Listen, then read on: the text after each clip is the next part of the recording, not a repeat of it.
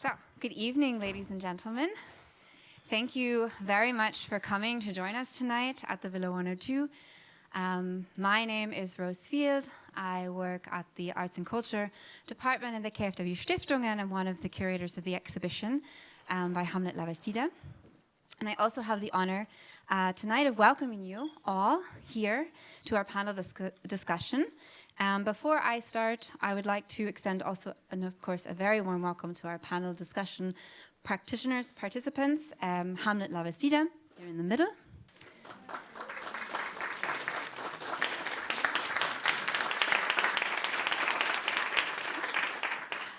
Dr. Felix Kosok, on the side.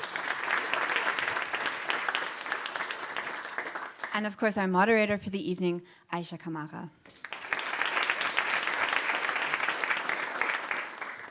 At the KfW Stiftung, we view part of our work as the responsibility to create spaces for different perspectives and discourses. And in this sense, those of you that have been here before or have followed our program know that the Villa 102 has kind of become our dialogue platform in which we invite different practitioners to engage in discourse with each other and also with you to talk about socially, politically, and ecologically relevant topics. After the discussion today, you're also all invited to join part in our question and answer series. So please, if you have questions, don't feel shy to raise your hand afterward and ask our panel. Today, I also have the pleasure of introducing the panel discussion, Can Art Do Revolution? The starting point for this discussion stems from the artistic practice of Hamlet Lavastida, a former KfW Stiftung and Künstlerhaus Britannien scholarship holder.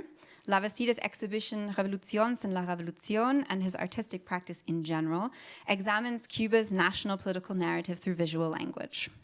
And in conversation today with design researcher and graphic designer Dr. Felix Kosok, we will hear about the links between art, revolution, and democratic participation.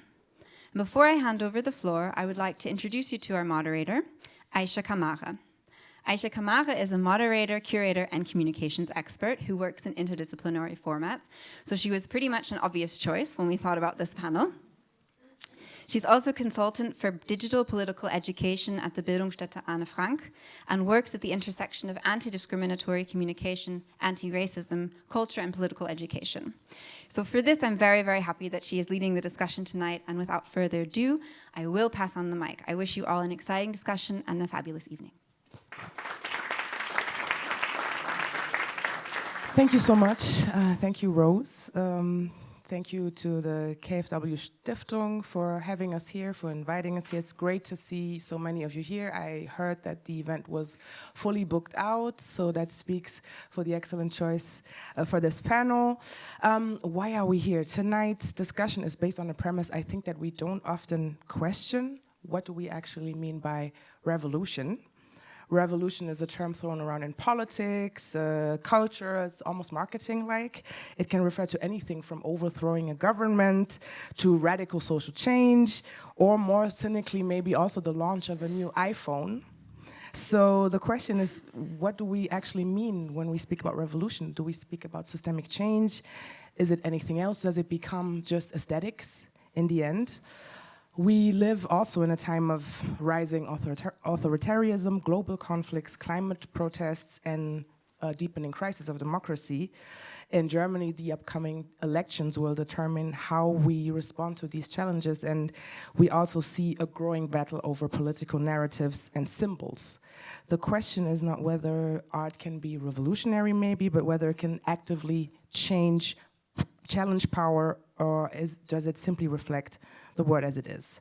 This brings us to your exhibition, Dear Hamlet, Revolution sin la Revolution. Your work directly engages with the ways in which revolutions are visually constructed and how state power is maintained through images, symbols, and propaganda. Hamlet's art reclaims and deconstructs these tools, exposing their mechanism while questioning their authority.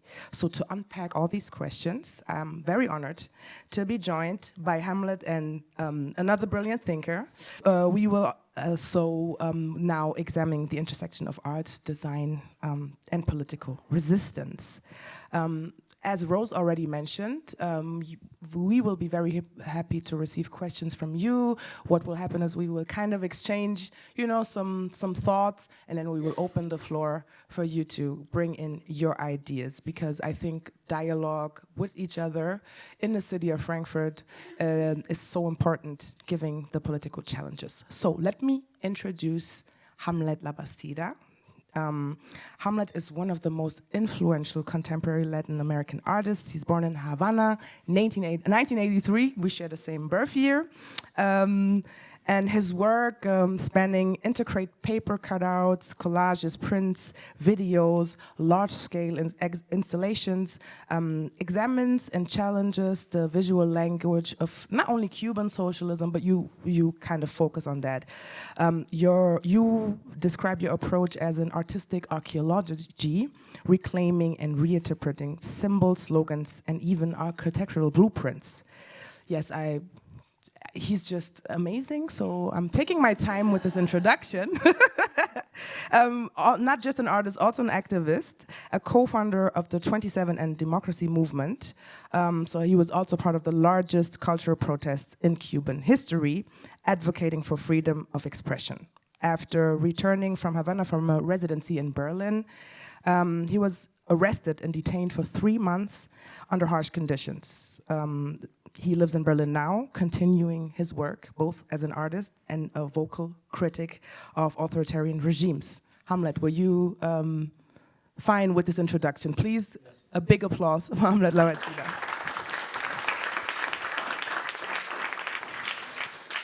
Let's welcome Felix Kosok here as well, Dr. Felix Kosok. I'm very delighted to introduce him here. He's a design researcher and graphic designer whose work delves into the aesthetic and political dimension of design.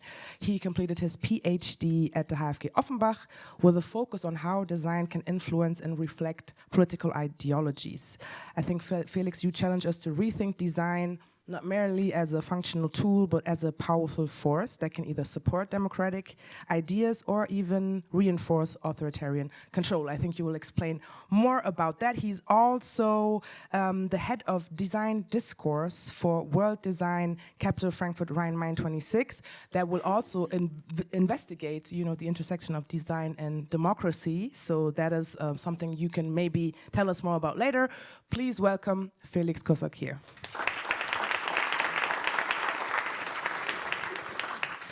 So we will start into discussion now, and I prepared some topics maybe to kind of structure this discussion, but the discussion will be very short. We don't have that much time. So let's see who decides what a revolution is. So Hamlet, your work critically examines the Cuban Revolution, how its symbols have shaped political identity. Is revolution to you just about who writes history? Welcome. Anyway, I go directly to the ideas, because this is so much to say, and probably you were wondering a lot of the things that are related with the work that are like a kind of essay itself. So it's a very complicated, because the exhibition is related with history, with Cuban history, but at the same time it could be your own history and also my personal history. For me, one of the most important thing was also is related with the title of the exhibition, Revolución without the revolution, which is in English, Revolución sin la revolución in Spanish, is that what is the meaning for you, for the foreign audience, the Cuban Revolution? And this is for me super interesting, because everybody know here that the revolution, everybody identified the Cuban Revolution with Fidel Castro and Guevara and those guys.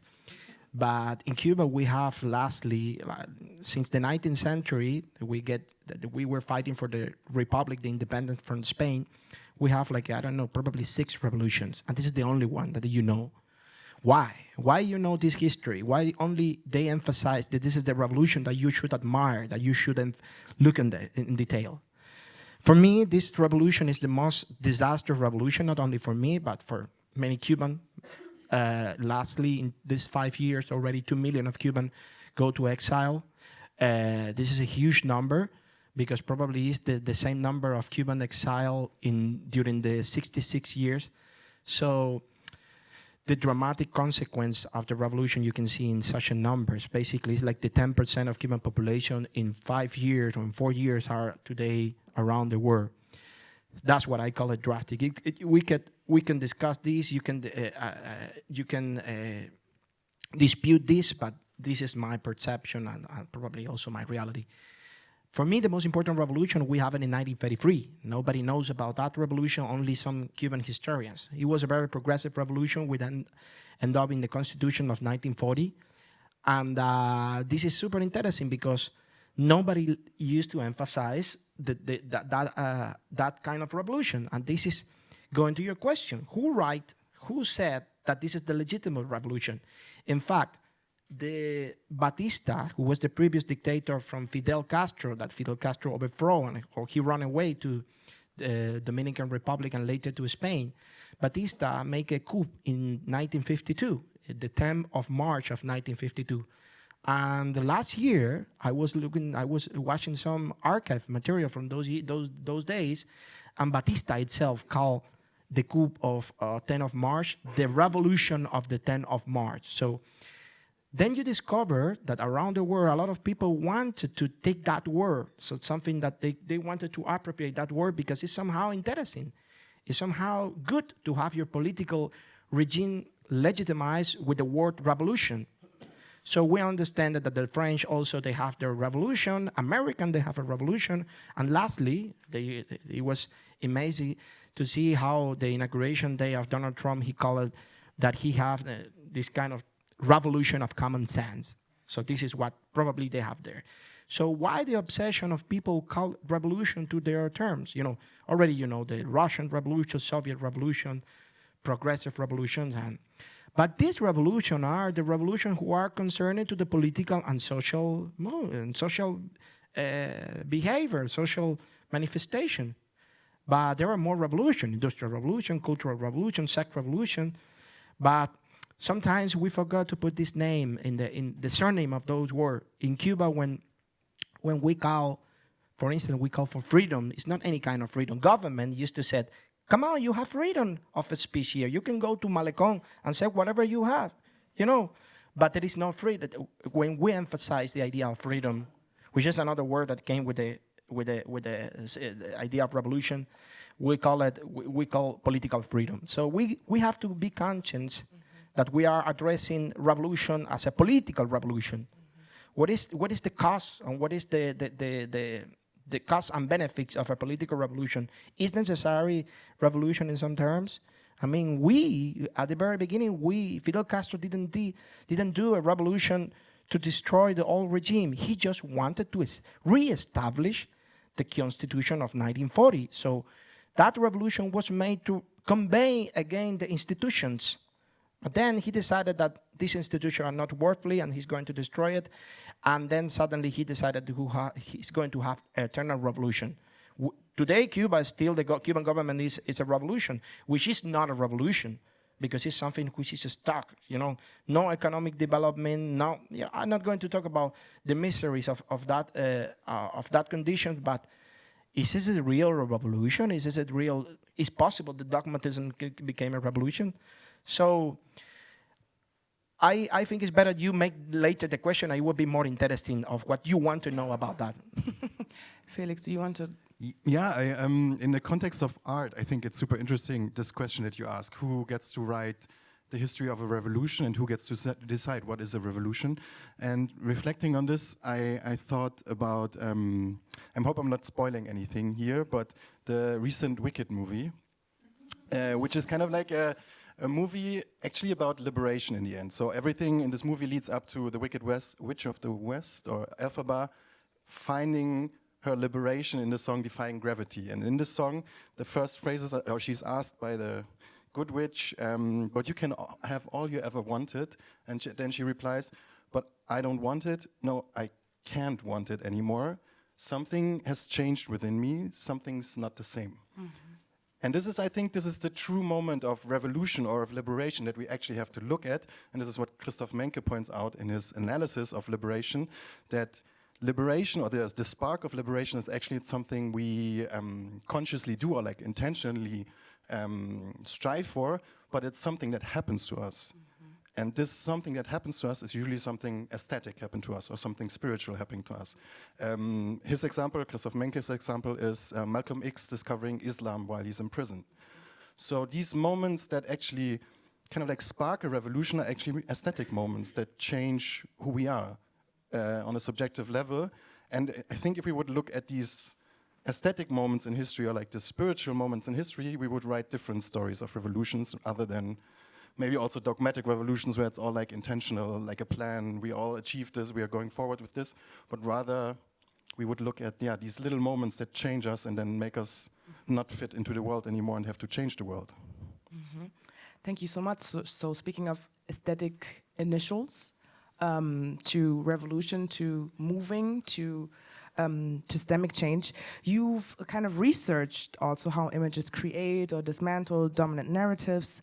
Can you give us maybe examples of what happens when revolutionary symbols are like, you know, report purpose, or, you know, ignite something? Yeah, definitely. So as a queer man myself, there are many examples from queer liberation movements, like emancipation movements.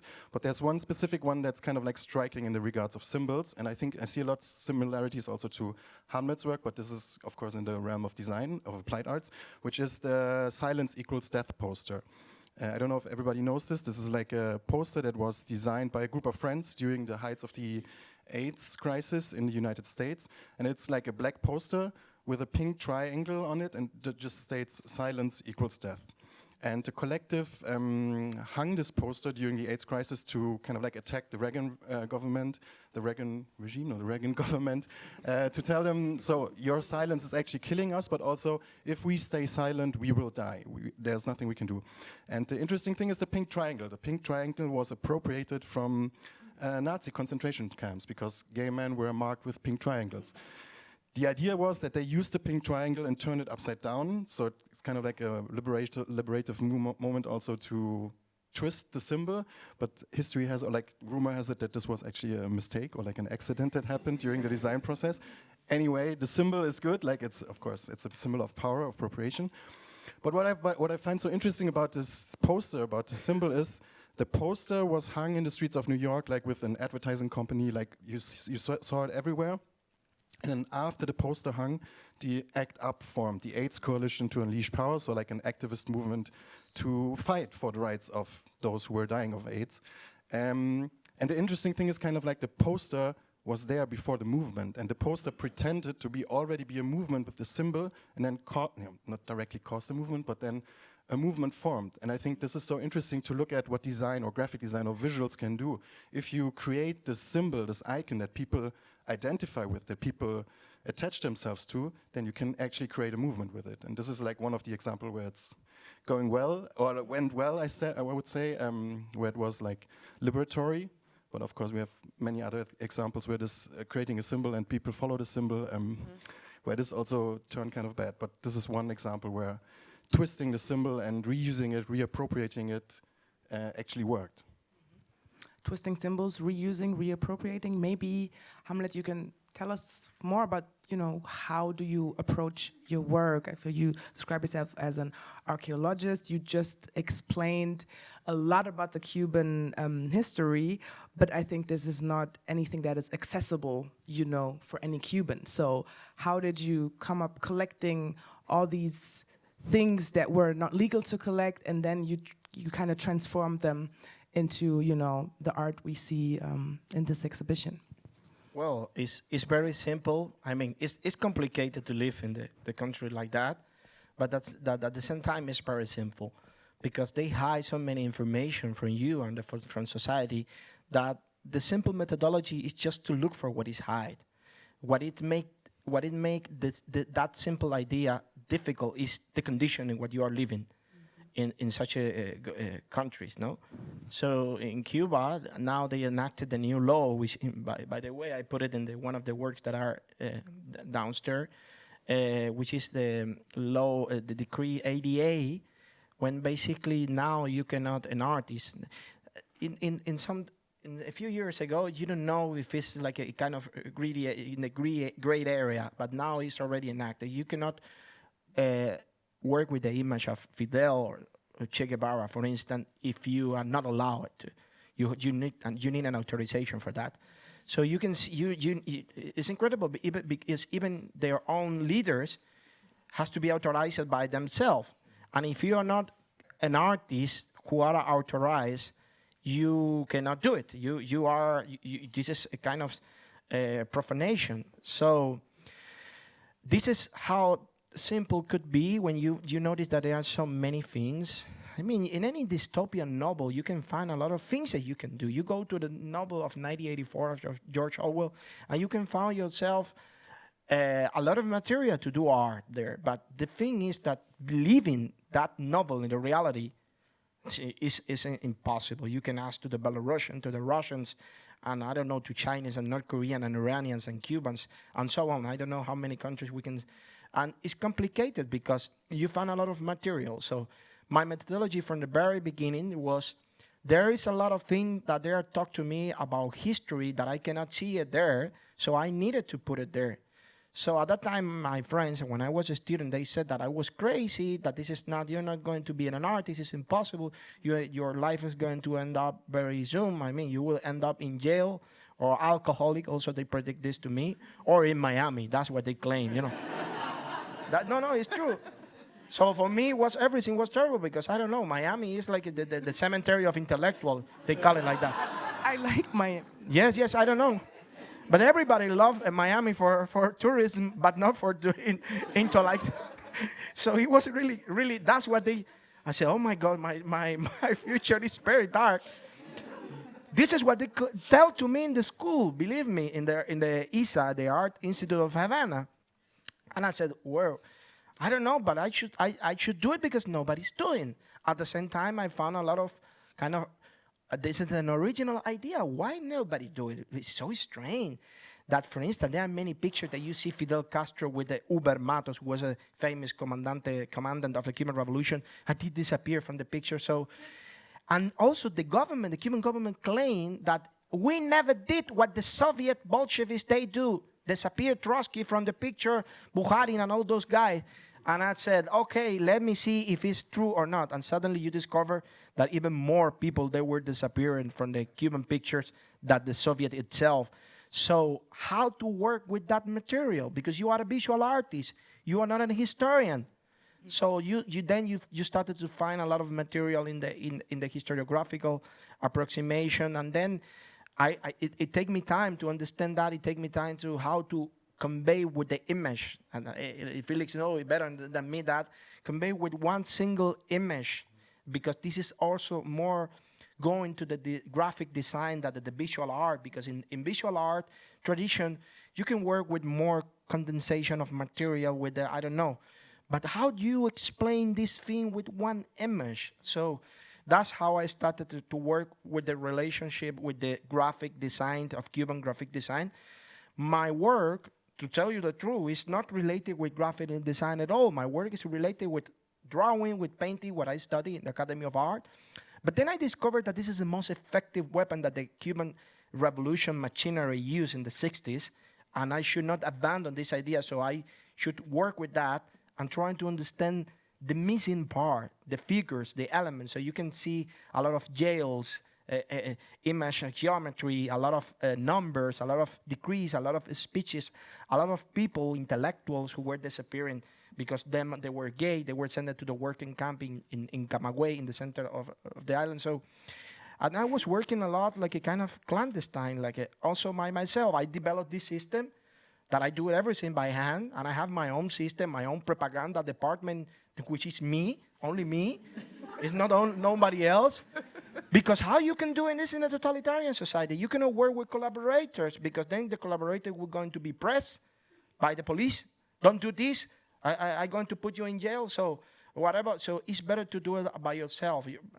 But I love this clandestine tradition, which also is a typical Cuban tradition of doing stuff. Came from the colonial time when slaves they have to develop their own resistant methodology to confront the Spanish colonialists. So This is something typical from Cuba. So I don't know. I think the questions, you can make me the question later because it's complicated. And I'm never going to end up. And it's better you. Yeah, Felix.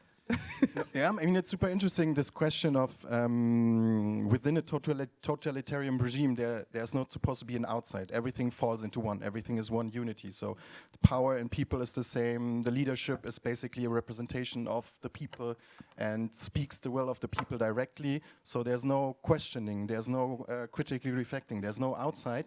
But art is then maybe the realm inside of this unity that is capable of like collapsing it or like pointing towards an outside of this fake wholeness, of this fake unity, which is super interesting that visuals are so impactful in this regard. I have, because I teach at the German International University in Berlin, which is connected to the German University in Cairo. So all my students are from the MENA region, or from Egypt specifically. And one of my students, she wrote her master thesis, or she designed her master thesis as well, on how to navigate political censorship through comics, which seems to be a big thing in the Arab world, or in the Swana region. The sad thing about this is it turned into like a performative enactment of this, because she had to censor her own work about censorship, so it was accepted in Egypt as like a master thesis, because they were so scared of like, we can't do anything political here, because it's also a military regime, a dictatorship there. But it's so interesting how these visuals are so powerful in this, because they kind of like, they flow under the radar, or like art or the visuals flow under the radar, and then, yeah, they can cause so much in other people, I guess. That's why it's so dangerous. Very, very, thank you so much to both of you for these insights. So maybe we always have this discourse of, you know, when there's a balance between reinforcing the same visual language when you've kind of, you know, used the symbols in itself. So how do you, is there something you think about in your work, like actually reusing and reusing the symbols to keep them alive, kind of? Well, this is an incredible question, because a lot of people, especially in Cuba, they ask me this question. They said, "How, I don't understand you. How do you try to create something new based in something that they already created?" I mean, using, for instance, an image of Castro, an image of some institution from Cuba. And I discovered that Fidel Castro who was using the image. He is not the owner of those symbols. So he used the linguistic methodology, the artistic methodology from somebody else. For instance, all the propaganda that was really astonished the world in the 60s of Cuban Revolution, it was American. It was not Russian. People are very confused on that. So the olive uniform, they were American uniform that they take from the enemy, the machine guns, the American cars that everybody loved. They are not Cubans, they are Ford. Capitolio is a replica from the United States Capitol. So Cuba, for instance, having a kind of underneath linguistic identity related with the United States, which goes to our political born in the 19th century as an independent country. So what I try to say is like they don't own the legitimacy of that beautiful language that you think that they created. They don't create it, they appropriate it, which probably go to another question on something that we're going to debate here. But politicians, they always are appropriating for the legitimacy of the people that need to see some progressive meaning in their lifestyle. And they kidnapped this identity and they started to use it for their political gain. So this is super curious, because you understand that everybody's doing that. And today, even more, because politics today is more related with what visual artists they do. They basically, they are transmitting some kind of a perceptual management. They work with perception, with the interpretation, and with representation. So suddenly when I discovered this a few years ago, I said, oh my God, they are not politicians, they are artists. Because this is what they teach to me, you know, to convey those. And by the way, they're using a flat canvas, which is the telephone. So today, politics is going more to those identities that we already were training to do, Felix, you know, like a design, image representation. And this is incredible because how dare you come to my world, politician, this is mine. So you understand that there are very wise guys behind, you know, especially, don't stop to see the nonsense that they said so much time, but try to understand and try to research who are the advisors of the politicians, because they're very well trained, and that's how they astonish you, they won, and they are very wise, and they are people without scruples that they can identify emergency concept that the left also is using, not the left, the contrary is using, and they reuse it. And I noticed, because I was educated in Marxist-Leninist in Cuba, and I noticed a lot of terminology, a lot of things in the speeches of for instance, of the people who claim that they are contrary.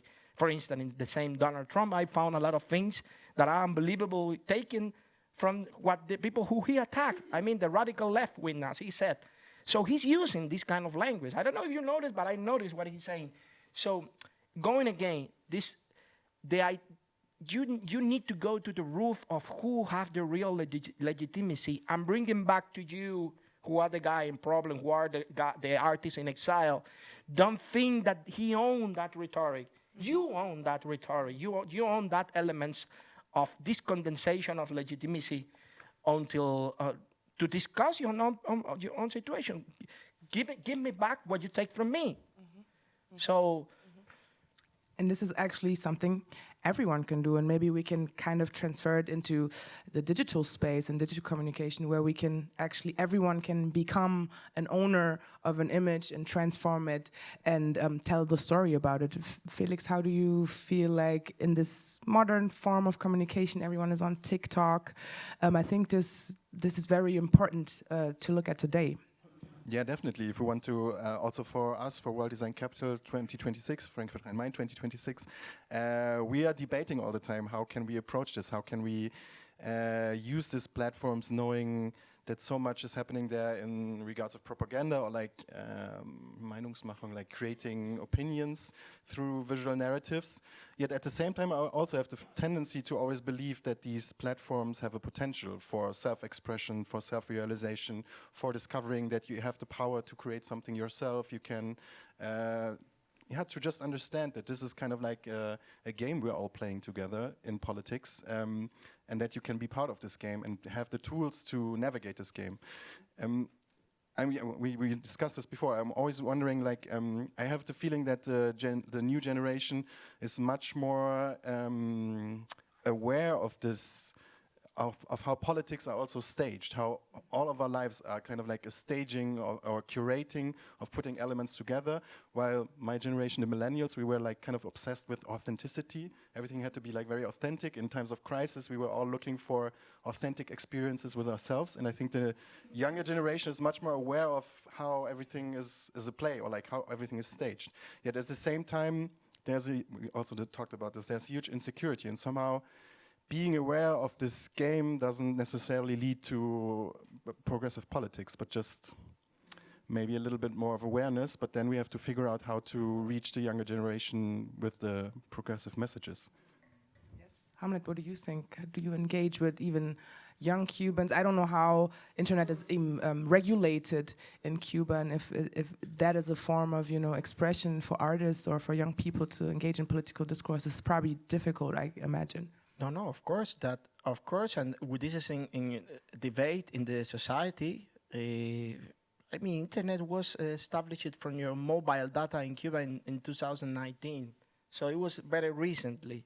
So I think the debate that they have today in the society is how the younger generation are confronting this analog understanding of the older generation, which is part of the government. You have to think that Raúl Castro, the brother of Fidel, still alive, is going to be 94 years now. The other former Minister of Interior, he have 92. So we have a bunch of 90-something people in power, but they are not sleeping, they are walking. They go to the streets and they're commanding troops. You can imagine, I don't know what they're putting in their glass, I don't know, nobody knows. Something that they bring probably from Colombia and Venezuela, but I don't know. But the thing is that Raúl Castro himself, he said something that, I don't take any telephone, I have all red telephone. So this is analog society that are confronted with the digital society. Now they don't know how to handle. Anyway, there is one way to handle that with analog methodology, repression, virtual physical repression. So the 11th of July of 2021, thousands of Cubans went to the street and they repressed them. So they went to the street because the technology, because this is basically the leader. There was no leader, it was the internet. So we are kind of digesting this, Cuban society is digesting this, what is the meaning of freedom of speech. So suddenly a country which is a totalitarian or semi-totalitarian, I claim that which is a total totalitarian society, is digesting something that is part of the conversation that you have here. So suddenly Cuban society is having the same, trying to engage younger generation, the same conversation that you have here. I mean, the same, but how do you convey this kind of conversation to a country like Cuba? So for instance, some gender female group, they wanted to gain each other's and by doing WhatsApp group, Telegram. No, forbidden. You cannot do it. It's forbidden. So, but we want the same that you want for the society. No, it's only if it's authorized. You know, animal rights, or something that it was never seen in Cuban spectrum, because only were opposition to Castro, but now there is not only opposition. Now there are many layers of society that they want to fight, for instance, for civil rights, for human rights, which could be in any aspect of society. So the government established the analog methodology against this one, but now they're saying that they're going to, I don't know, to do it some kind of digitalization of the government, but it's still very analog, you know. You don't understand. It's like you give to your grandfather. I said, look, I opened an X account for you, Grandpa. And he said, oh, I don't know. What is this? And they are dealing with such a things. And only they are doing just like a repressive message. So can you imagine that the Cuban government, for me, the most close things that they looks compared with the society that we have today is a kind of Quan in power. The Quan society, this kind of group, like that, but they don't know how to handle. They claim that they have a digital government. How come? And also, all the time they hack each other. They don't know. So, but be aware, because But don't think we are very digital here politically. No. I know. Okay. But now they're looking. They're bringing advisor from very, very weird countries like Iran, China, and Russian Federation. So this is the guy that are putting now the technologies then.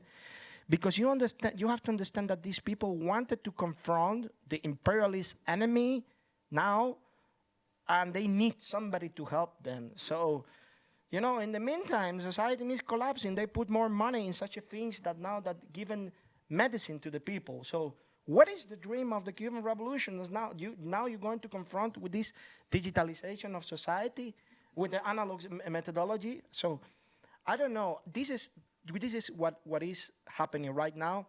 And when I do the video animation, I think I try to address this a little bit of these ideas, because at the same time you see animation how are in paper, analog, make picture by picture, like a old stop motion from the 60s. And I try to confront with this, because at the end I finish with that, I digitalize the whole material, and and you see it as a digital. So it's a kind of softer conversation between these two methodologies that are basically having place in Cuba, but not only in Cuba.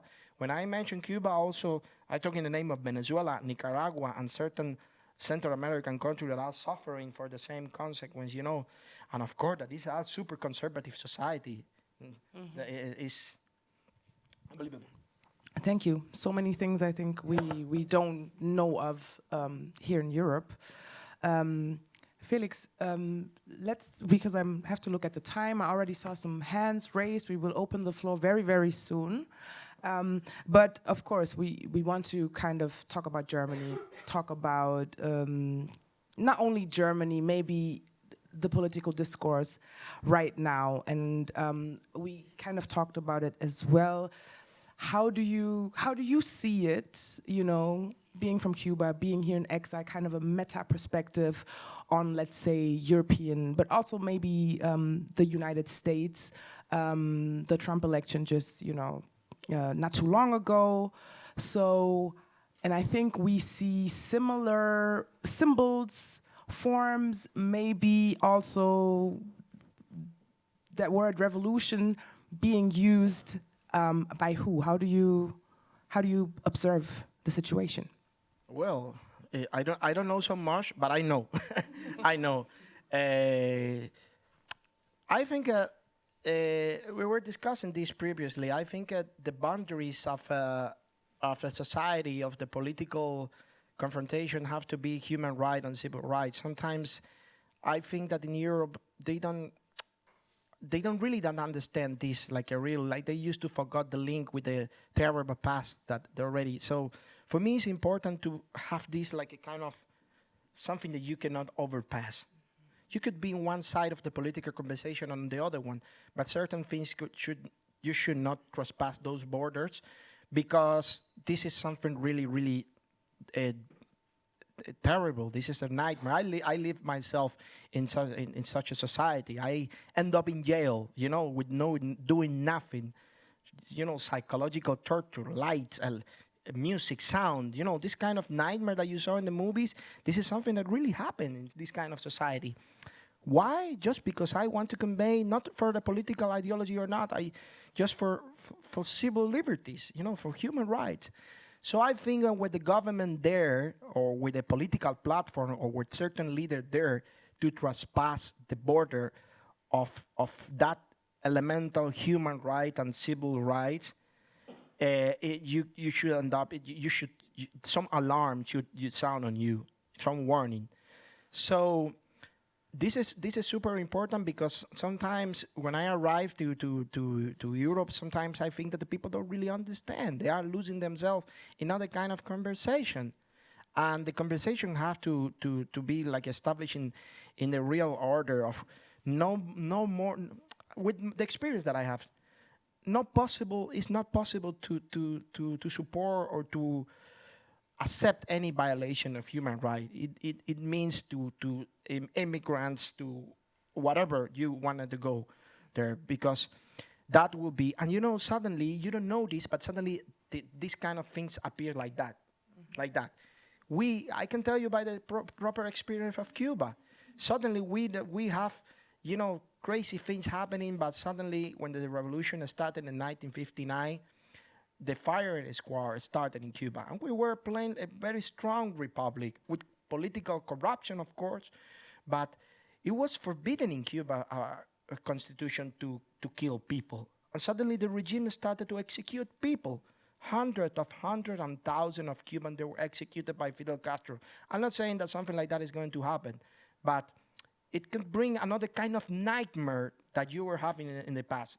For me, it's in the scandal to see certain things. When I saw the image, because I saw it, I verified, and I saw it with in chains, the immigrant in the United States. Mm-hmm. What message you are sending to the world? That you can do that? I can tell you what message is going to send to the world. I know the people who torture me, they're going to say, you see, Americans, they do it. Now we're going to do it even worse, and nobody can say nothing because Americans, they are doing. So I think that those images and all those messages that the American is sending to the world, not American, the U.S. administration, Donald Trump, should be focused here. They should see it, especially because the confrontation and the debate about immigration in Germany right now, you should be very careful, because deportation and Germany is two words that are not very well together. It reminds you the past. So I was thinking the other day, I said, because. Yes. So this is what I think a little bit about that. Thank you. Yeah, we can definitely keep discussing that, but maybe Felix can join in. And I think Hamlet is saying there's a lack of human rights in the political democratic debate. Where did they go, and how can they come back? I don't know where they went. I always hope they were always there. But the thing with human rights is also we take them so easily for granted, but misunderstand that human rights are also always connected to citizen rights. There's this famous saying by Hannah Arendt that the right to have rights is kind of like the basic thing that everybody needs to achieve. That's what also so interesting to see with refugees coming to European countries. where it's easier to be like a criminal, so you fall into the heuristic system, than being a stateless person, because if you're a stateless person, you don't have rights, you're no one. And this is so interesting how the human rights are connected to this, to civil rights, to being a citizen of a state. But I would also like to bring it back to art, I guess. I think what we're seeing a lot is kind of like the difference maybe between aesthetics and unesthetics, or like a different kind of aesthetics. Because in Hamlet's work as well, if you go downstairs and see the exhibition, there are many things that look very simple or are very simple, but actually in an aesthetic way open up lots of complexities. Lots of ways to interpret them, open up people to think differently. And I think this is what we need more. We need more of these simple things that convey complexity, that make you aesthetically question the simplistic answers, because the right wing, or like or opponents, are basically doing the opposite. They are using simple images to convey simple messages, and these simple messages, or these aesthetics, are not supposed to opening up the discussion, but to close it down, to numb yourself towards differences. And I'm here repeating, I'm a smart man, because I'm just repeating what a smart woman has been saying. My PhD supervisor, Juliane Remtisch, makes this difference of like, there's the aesthetic experience of democratic politics, and the unesthetics of totalitarian regimes is always aimed towards numbing people towards differences, or like numbing people towards complexity. And I think this is what we're seeing a lot with the right-wing rhetoric and aesthetics right now. They're conveying simple images, stable answers, security, and those are like aesthetically even conveyed in these, I don't know if you know these TikTokers who are like, today my husband wanted me to bake bread, so yeah, exactly, and that's why I went out, and everything is so harmonious and nice and simple. And this is, I think this is the core message, or like the core problem is like, how do you convey complexity, or like even joy in complexity, rather than stability, security, simple answers? And I think this is the challenge we're facing. Spontaneous question. So how would you, if you were to design a poster that said, it was not the refugees, it's more complex than you think? Yeah, that's the Nobel Prize, I guess. I don't know, I don't have an answer to that. That's Design for Democracy. Yeah, exactly. That it is. No, it's all about, I mean, it can be simple, but it's all about celebrating complexity, or like, celebrating is maybe an overstatement, but like finding joy in complexity, finding even an aesthetic lust for complexity, also keeping these moments alive where we transform ourselves, being open to change. All of these things are becoming more important because we live in very insecure and very unstable times. So it's, of course, I understand people who seek security, who seek stability, but I guess the transformation that need to happen will force us all to change. So. Yes, that's very well said. Hamlet, do you, before I open the floor? No, I think because my ideas are going what Felix was doing to a lot of. I think it's better that people make the questions because. Great. Yeah, no, and then we can summarize Felix and Hamlet. Also, thank you.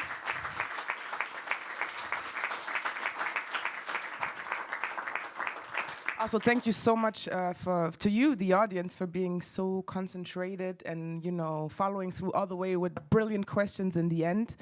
Thank you so much. I think maybe we can take the time we have still here until, everyone's going home to maybe strategize and see what kind of combinations we find, work together and find ways. And yes, thank you so much again to the KfW Stiftung for having us here, for hosting this beautiful space. I think the exhibition Revolution sin la Revolution will be open till the 2nd of February. So please, if you haven't seen it already, please make sure you do so, tell your friends. But I think, Hamlet, you are in Berlin, and we will see more exhibitions from you, I'm very, very sure, and can't wait to see the next one.